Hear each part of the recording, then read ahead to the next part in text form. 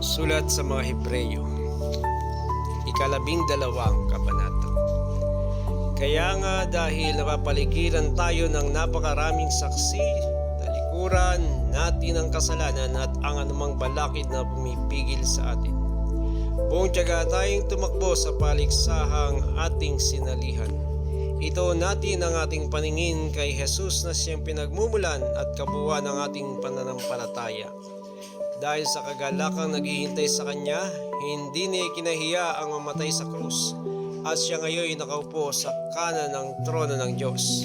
Isip-isipin ninyo kung gaano ang tiniis niyang pag-uusig ng mga makasalanan upang hindi kayo manlupaypay o panghina ng loob.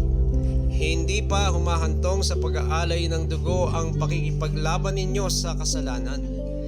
Nalimutan na ba ninyo ang panawagan ng Diyos sa inyo bilang mga anak niya? Mga salitang nagpapalakas ng loob.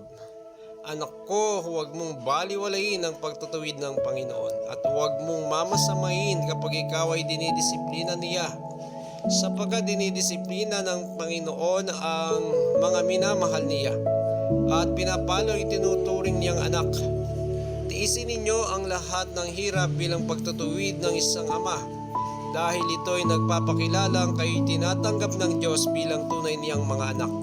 Sinong anak ang hindi dinidisiplina ng kanyang ama? Kung ang pagdidisiplina na ginawa sa lahat ng anak ay hindi gagawin sa inyo, hindi kayo tunay na mga anak, kundi kayo mga anak sa labas. Hindi ba dinidisiplina tayo ng ating mga magulang at dahil diyan ay ginagalang natin sila? Hindi ba tupang tayo mabuhay mas nararapat na tayo pasakop sa Diyos na ating Ama sa Espiritu? Sa loob ng maikling panahon, dinidisiplina tayo ng ating mga magulang para sa ating ikabubuti. Gayon din naman, tinutuwid tayo ng Diyos sa ikabubuti natin upang tayo maging banal tulad niya. Habang tayo tinutuwid, hindi tayo natutuwa kundi naghihinagpis. Ngunit pagkatapos niyon, mararanasan natin ang kapayapaang bunga ng matuwid na pamumuhay.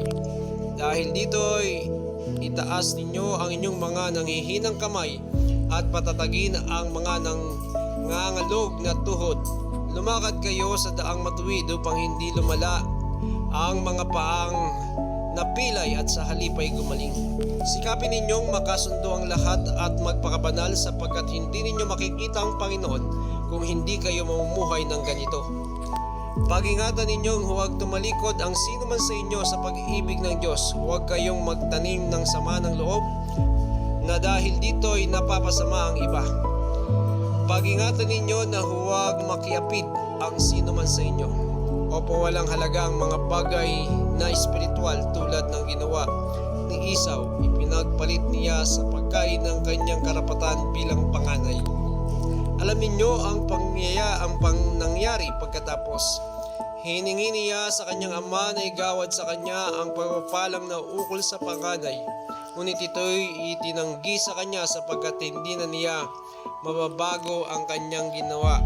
Anuman ang gawin niyang pakiusap at pagluha. Hindi kayo lumapit sa isang bundok na nakikita gaya ng mga Israelita sa bundok ng Sinai. Ito'y may apoy na nagliliyab at nababalutan ng dilim at malakas na hangin. Doon ay may tunog ng trumpeta at tinig na salita ng ang tinig na iyon ay marinig ng mga tao. Nakiusap silang tumigil na iyon ng pagsasalita sa kanila sapagkat hindi nila matagalan ang utos na ito. Ang sinumang tumapak sa bundok kahit hayop ay babatuhin hanggang sa mamatay. Talagang nakakakilabot ang kanilang natatanaw kaya't pati si Moises ay nagsabing, nanginginig ako sa takot. Sa halip, ang nilapitan ninyo ay ang bundok ng Zion at ang lungsod ng Diyos na buhay, ang Jerusalem sa langit na kinaroroonan ng di mabilang na anghel. Dumalo kayo sa masayang pagtitipon ng mga itinuring na panganay. Ang kanilang mga pangalan ay nakatala sa langit. Lumapit kayo sa Diyos na hukom ng lahat at sa mga espiritu ng mga taong ginawang ganap. Lumapit kayo kay Jesus ang tagapamagitan ng bagong tipan Ang dugo niyang dumanak ay may pangako ng mas mabuting bagay kaysa sa isinisigaw ng dugo ni Abel. Kaya't makinig kayong mabuti sa kanya na nagsasalita. Ang tumangging makinig sa nagsalita sa kanila dito sa lupa ay hindi nakaligtas sa parusa. Gaano pa kaya tayo kung tayo'y tatangging makinig sa nagsasalita mula sa langit? Dahil sa kanyang tinig na yanig noon ang lupa. Ngunit ipinangako niya ngayon, minsan ko pang yayanigin hindi lamang ang lupa, pati na rin ang langit. Ang mga salitang minsan pa ay maliwanag na nagsasabing aalisin ang mga nilikhang nayayanig upang manatili ang mga bagay na di nayayanig. Kaya magpasalamat tayo sa Diyos sapagkat tumanggap tayo ng isang kahariang hindi mayayanig.